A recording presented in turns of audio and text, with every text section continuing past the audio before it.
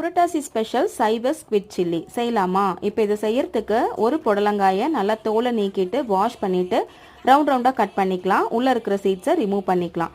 இப்போ ஒரு பவுலில் 2 டேபிள் ஸ்பூன் கடலை மாவு, 1 டேபிள் ஸ்பூன் அரிசி மாவு, 3/4 table spoon cornflour, 1 table spoon மிளகாய்த்தூள், 1/2 டீஸ்பூன் மிளகுத்தூள், கொஞ்சமாக உப்பு, இஞ்சி பூண்டு பேஸ்ட் இது எல்லாத்தையும் சேர்த்து நல்லா மிக்ஸ் பண்ணிக்கலாம். இப்போ கட் பண்ணி வச்சிருக்கிற புடலங்காயும் அதில் சேர்த்து நல்லா மிக்ஸ் பண்ணிக்கலாம். கொஞ்சமாக லெமன் ஜூஸ் மட்டும் ஆட் பண்ணிக்கலாம். தண்ணி எதுவும் சேர்க்க தேவையில்லை. இப்போது ஒரு கடாயில் எண்ணெய் ஊற்றிட்டு அது நல்லா காஞ்சதுக்கு அப்புறமா ரெடி பண்ணி வச்சுருக்கிற புடலங்காயை கொஞ்சம் கொஞ்சமாக சேர்த்துட்டு நல்லா கிறிஸ்பியாக ஃப்ரை பண்ணி எடுத்துக்கலாம். இப்போ சூப்பர் அண்ட் டேஸ்டியான புடலங்காய் சில்லி ஃப்ரை ரெடி. இந்த புரட்டாசி மாதத்தில் நான்வெஜ் எதுவும் எடுக்காதவங்க வீட்டில் இந்த மாதிரி ரெசிபீஸை நீங்கள் கண்டிப்பாக ட்ரை பண்ணலாம். சைவ ஸ்குவிட் சில்லின்னு சொல்லிட்டு உங்கள் வீட்டில் இருக்கிறவங்க எல்லாருக்குமே இதை செஞ்சு கொடுத்து பாருங்கள். எல்லாருமே ரொம்ப விரும்பி சாப்பிடுவாங்க. கண்டிப்பாக ட்ரை பண்ணி பாருங்கள். Happy cooking.